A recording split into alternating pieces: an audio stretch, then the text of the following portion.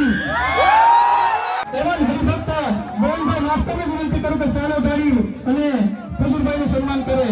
આવો ગોવિંદભાઈ હરિભક્ત હૂપ છે ને હૂપ એ નેપાળ સુધી સંભળાવવું જોઈએ। 1 2